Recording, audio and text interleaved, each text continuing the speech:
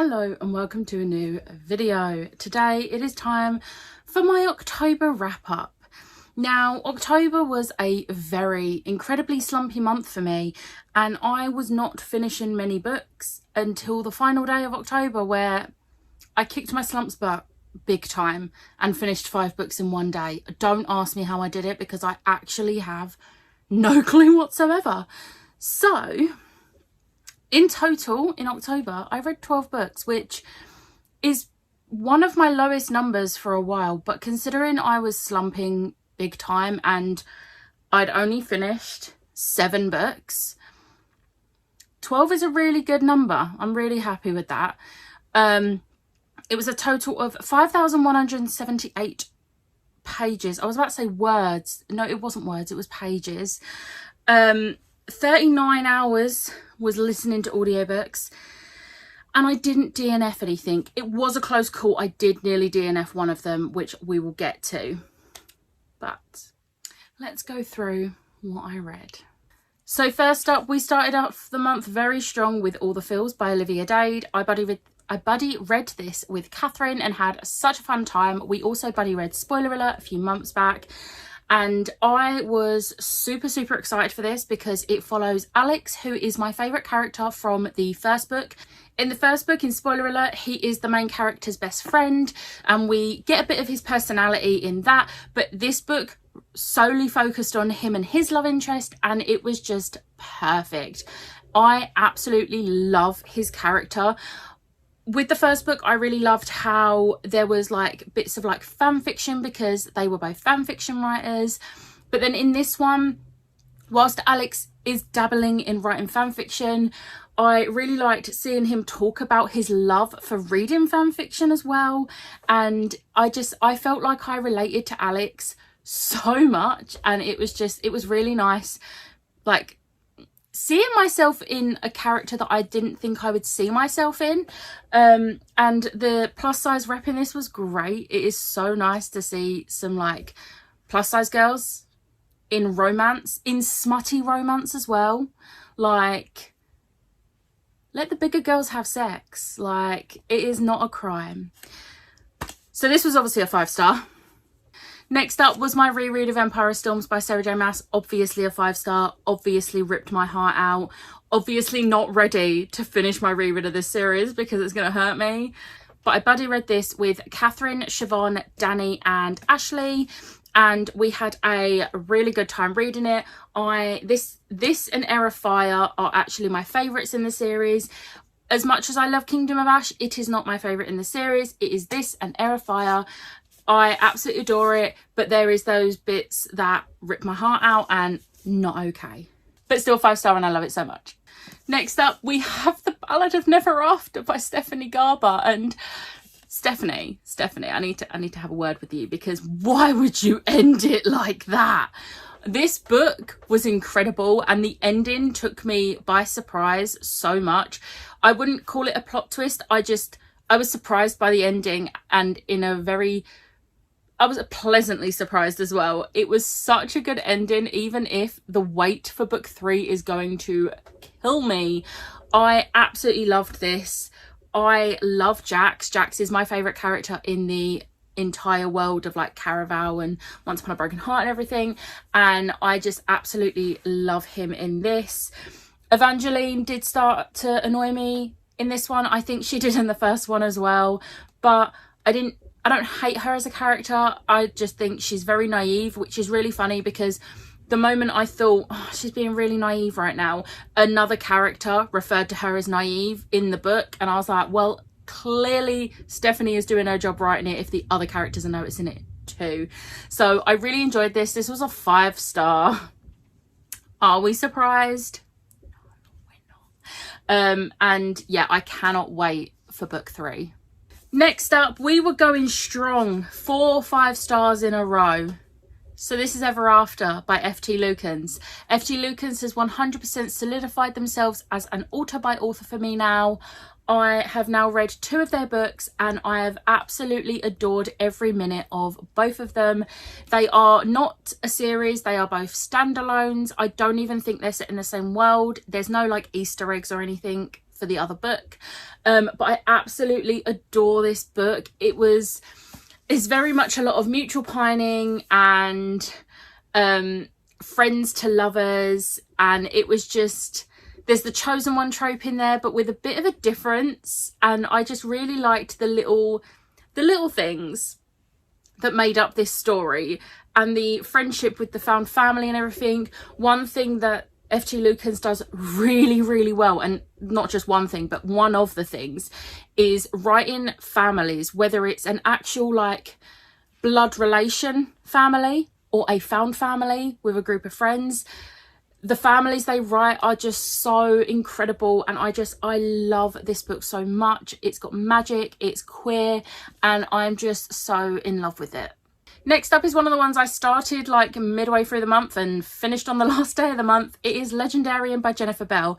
Now, I will say, me not reading anything for so long, it was no reflection on the book whatsoever. I just had obligation reads and buddy reads and stuff that I had to squeeze in, and this just kept getting pushed back in the queue basically. But I like read 25 pages, was really hooked on it, and then realized I couldn't read it because I had other stuff to read. But this was a 4-star. This is the sequel to Wonderscape, and I absolutely adored this book. It was such a good sequel and a really good way of like wrapping up this story. I do think it's been ended very well, that I don't think there's gonna be another book, and I kind of don't want there to be, because I think it's been done perfectly how it is with just the 2 books.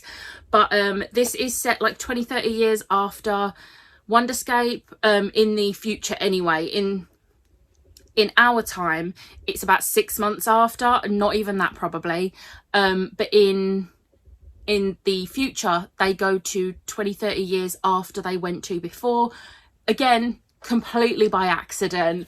But I really liked the loose ends being all tied up in this, and the adventure as well, and the game of Legendarium was just so much fun to read, and I absolutely loved it.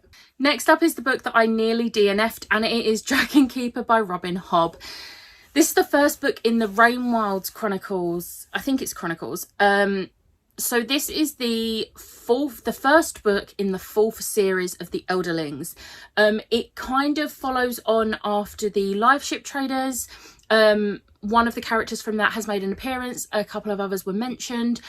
This was a 3-star, so I didn't hate it, but I did kind of have to try and remind myself that this was originally supposed to be one half of book 1, but book 1 was split into 2 books, so it was originally supposed to be a trilogy, and I don't think it's translated to 2 books very well. I feel like maybe there should have been like a slight rewrite, because it feels like just a book has been cut in half, and there was like no pacing in this whatsoever for a first book in a series, and I was bored. Even like slightly more actiony scenes, I was bored. So it's a shame. I will be continuing the series, because I have heard that once you get past the first book, because of how it was done, it does get better. So we'll see. I'm gonna try and, like, I don't usually do this, but I am gonna try and force myself through it, because I've been told the series that comes after this is the best series in the entire Elderling. And if I can get through Assassin's Apprentice, I can get through this. So yeah. Next up we have The Beast That Is the Priory of the Orange Tree by Samantha Shannon. I really enjoyed my reread of this. It was a 4-star again, which I was actually interested in to see what it would come out on CawPile, because the first time I read it was before I started using CawPile, and I gave it a 4-star. So putting in all of the numbers into CawPile and still getting that same rating was quite nice, because I did enjoy it the exact same amount as I remember enjoying it the first time.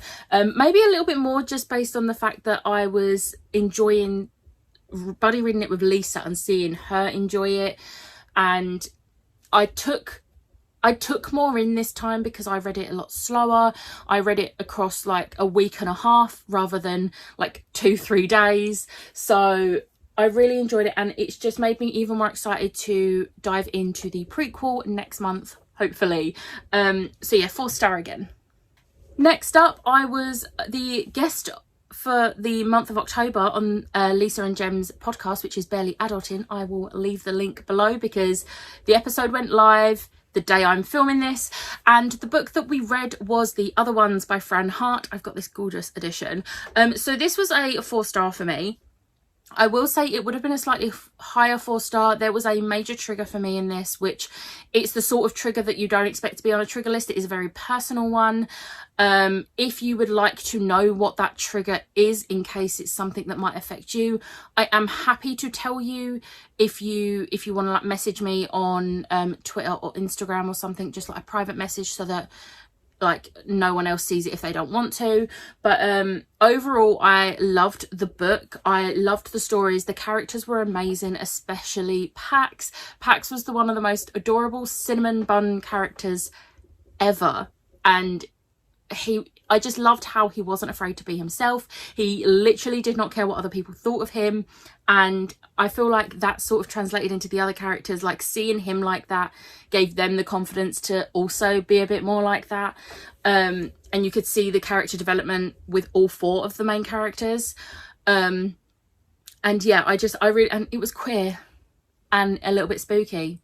So it was slightly different than what I was expecting, but it still had the right vibes that I was looking for in the month of October, and I really enjoyed it. Next up, we have one that Lisa was incredibly happy that I loved, and that was Legends and Lattes by Travis Baldree. So I finally read it, guys. The book that is the equivalent to Lisa of Love Hypothesis to me, and I loved it. It was a 5-star. Viv is adorable. I love her. Viv is this character.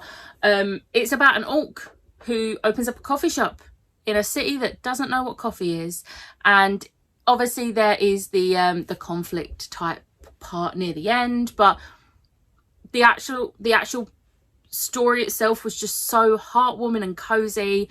And it was not, even though it is fantasy, because obviously there's orcs and like all different type of creatures, there was no like intense complex world building and magic system that you had to learn. It was just a cozy fantasy, and I was here for it. I definitely want more books like this, so if you have any recommendations, let me know, because I really enjoyed this. Next up was another reread for me, and it was The Bane Chronicles by Cassandra Clare. I of course absolutely adored this book. It is a collection of short stories literally about Magnus Bane's life. And they range in timeline to like the 1700s all the way up until the part where you see him in the Mortal Instruments series. It does not go past there, because obviously we do have the Eldest Curses series, which does heavily focus on Magnus and Alec. So we do get to see a lot of familiar faces in this series, in this collection of short stories rather, and I just absolutely love it so much. And like, how can you not like this? It's literally Magnus Bane. I love it. And I can't remember if I said, but it was a 5-star.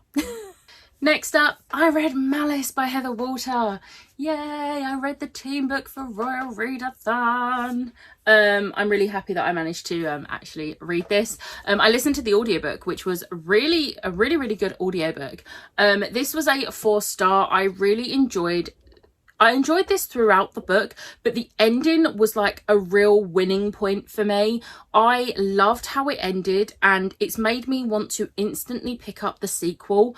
I do have the sequel. However, if you've seen my November TBR, you know that's not going to happen this month. So maybe December. Maybe. But I really enjoyed this. The characters were great. I love a good villain origin type story. I find them so much more interesting than hero stories. I don't know what that says about me as a person. I mean, actually I do know what that says about me as a person, but we move on. But yeah, I really loved how the characters interacted, like the main 2 characters. And yeah, I just... There's not enough Aurora Maleficent retellings, and there definitely isn't enough queer retellings of it. I would like more of those, please and thank you. And then the final book that I read in October was sort of like I shouldn't say this, but it was kind of a cheat. It was a bit of a cheat. I had one more prompt to fulfill for Royal Readathon to complete said readathon, and I needed to complete the Hades prompt, which was to read a book with mythology, and I was like looking on my comic manga shelf to see if there was any Loki that I hadn't read yet. Shockingly, there isn't, because Loki is my favourite, so I devour them the moment I get them. However, what I did have was this little book called Be More Loki. This is by Glenn Dakin? I'm not sure. But it is basically little inspirational and motivational like quotes and bits and pieces on how to be more like Loki, to be successful like Loki. And it's just, it was a real fun time. It's only like 63 pages long, but there are also pictures in there. But it was a really fun time and I really enjoyed it. It was a 4-star. I don't think anything that doesn't actually have a plot can be a 5-star for me anyway. But enjoyment was a 10 out of 10. So, you know, and I really enjoyed looking at the pictures of Loki because it's Tom Hiddleston. So, yeah. So, that was my October wrap up. I had a fun old time with the final day. The rest of the month wasn't, but to be fair, I did have an incredibly busy month.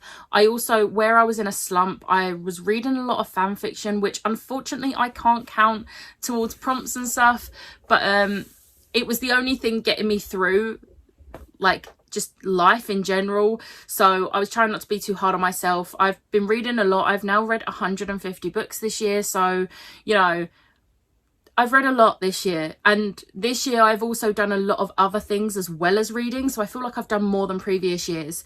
Because like, even though last year I read 200 books in the entirety of 2021, I did do other things. Like, I did go to a couple of gigs, but that was basically it. I didn't really do much other than that and reading. So this year has been quite a busy year for me. I've been doing a lot with friends and that, trying to make up for lost time from 2020 and 2021.